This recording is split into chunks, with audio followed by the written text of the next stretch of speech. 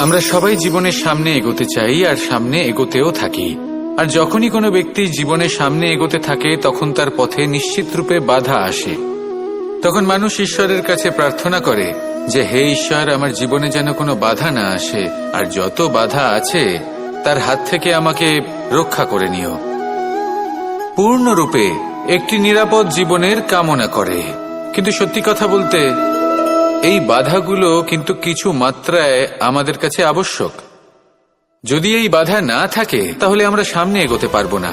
একটা উদাহরণ দিই, যখন আমরা হাঁটি তখন এই মাটির একটা আকর্ষণ বল থাকে যেটা আমাদের নিচের দিকে আকৃষ্ট করতে থাকে। সেই কারণেই সামনে পথ চলা কঠিন হয়ে যায়। কিন্তু এই আকর্ষণ বলের কারণেই আমরা সামনে অগ্রসর হতে পারি, কারণ এই আকর্ষণ বল আমাদের ধরে রেখে দেয়। তার জন্যই আমরা মাটির ওপর টিকে থাকতে পারি। যদি আকর্ষণ বল না থাকে তাহলে আমরা ভারসাম্য হারিয়ে ফেলবো, আর ভারসাম্য হারালে এগিয়ে চলা অসম্ভব হয়ে যাবে। সেই জন্য কখনো জীবনে পূর্ণরূপে নিরাপদ জীবনের কামনা করবেন না। এই যে বাধাগুলো আসে তা কোনো না কোনো কারণে আসে। এটা কেন আসছে সেটা বুঝুন, এদের স্বাগত জানান। এর থেকে যে শিক্ষা লাভ করবেন সেটাই আপনাকে এগিয়ে নিয়ে যাবে। আসুন আর আমার সাথে ভালোবেসে বলুন, রাধা রাধা। এই সংসারে এই সংখ্যাটি অত্যন্ত শক্তিশালী। আপনি জীবন যাপন করেন একবার, জন্মগ্রহণ হয় একবার, মৃত্যু আপনি একবারই লাভ করেন। এই এক সংখ্যাটি অত্যন্ত গুরুত্বপূর্ণ। যদি আপনি এককে একের বিরুদ্ধে করে দেন তাহলে সেটা হলো রাজনীতি। মানুষ সেখানে ষড়যন্ত্র করতে শিখে যায়। আর যদি আপনি এককে একের সাথে মিলিত হতে না দেন তাহলে সেটা কূটনীতি হয়ে দাঁড়ায়। মানুষ সেখানে ছলনা করতে শিখে যায়। এবার যদি আপনি এককে একের সাথে মিলিত করে দুই করে দেন তাহলে সেটা গণনীতি হয়ে দাঁড়ায়। মানুষ সংগ্রহ করতে শেখে, লাভ করতে শেখে। আর যদি আপনি এক এবং এক মিলিয়ে শূন্য করে দেন তাহলে তাকে আধ্যাত্ম বলা হয়, যেখানে আমরা নিজেকে ঈশ্বরের কাছে পূর্ণরূপে সমর্পণ করে দিই। আর যদি আপনারা এক আর এক এই দুইকে মিলিয়েও একই থাকতে পারেন তাহলে তাকে প্রেম নীতি বলা হয়।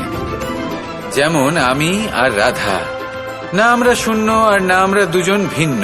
দুজন ভিন্ন হয়েও আমরা অভিন্ন। এর দ্বারা জীবনের অর্থ বুঝতে পারা যায়। তাই এই অর্থ বুঝতে শিখুন। এই মন প্রসন্ন হয়ে বলবে, রাধা। আপনি যাপন করেন জানিয়ে আপনার এত অহংকার। বলুন, এই জীবনে আপনার কি আছে? আপনাকে জন্ম দিয়েছেন আপনার মাতা, তারপর আপনাকে হাঁটতে শিখিয়েছেন, কথা বলতে শিখিয়েছেন, ভাষা শিখিয়েছেন, আরো অনেক কিছুই শিখিয়েছেন আপনার গুরু বা আপনার মাতা পিতা অথবা এই সংসার। ব্যবসা, বাণিজ্য, এই সবকিছুর সাধন অন্য কেউ দিয়েছেন। ধন অর্জন করার সাধনও অন্য কেউ দিয়েছেন। ধনও অন্য কারোর থেকেই লাভ করা হয়েছে। সম্মানটাও অন্য কোনো ব্যক্তি আপনাকে দিয়েছেন। জন্মের পর প্রথম স্নানও অন্য কারোর হাতে করতে হয়েছে। মৃত্যুর পরেও অন্তিম স্নানটাও অন্য কেউ করাবে। তাহলে এই সংসারে আপনার নিজের কি আছে? জীবন। শুধু এটাই আছে যেটা আপনার নিজের। আর এই জীবনকে উচিতভাবে যাপন করুন, পূর্ণরূপে তার সদ্ব্যবহার করুন, আর শ্রেষ্ঠ থেকে শ্রেষ্ঠ কর্ম করুন। যদি সময় এলে পরে অন্য কেউ আপনাকে কিছু দেয় আপনার যেটার প্রয়োজন ছিল, তাহলে সময় এলে আপনাকেও অন্যদের সব কিছুই দেওয়া উচিত। এই জীবনে যা কিছুই লাভ করেছেন তা উচিতভাবে ভালোবেসে উপভোগ করতে শিখুন। সবার মধ্যে ভাগ করে দিতে শিখুন। মনে রাখবেন, এই সংসারে এমন কিছুই নেই যা আপনার আর চিরকাল আপনার কাছেই থাকবে। আসুন আর আমার সাথে ভালোবেসে বলুন, রাধা রাধা।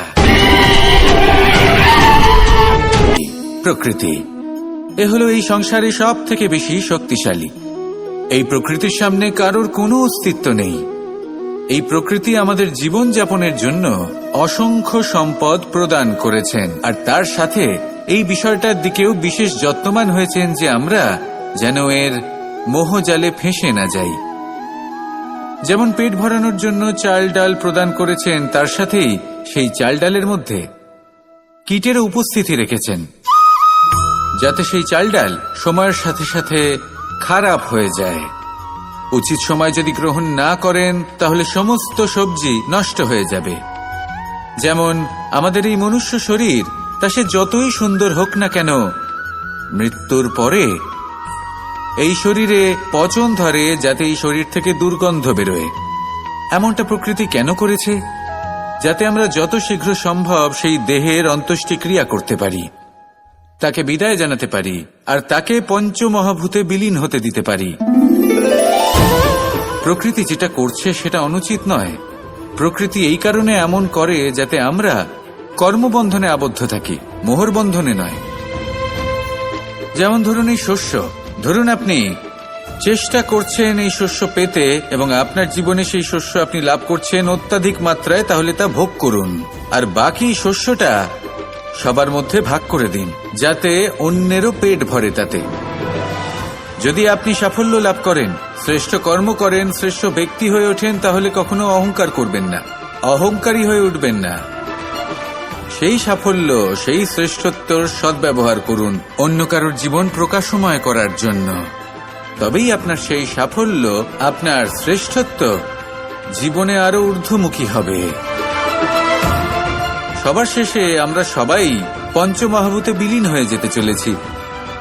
উচিতভাবে এই জীবনের সদ্ব্যবহার করুন, কর্মের সাথে জড়িত থাকুন, এই প্রকৃতির পথপ্রদর্শন মানতে থাকুন, আর আমার সাথে ভালোবেসে বলুন রাধা রাধা।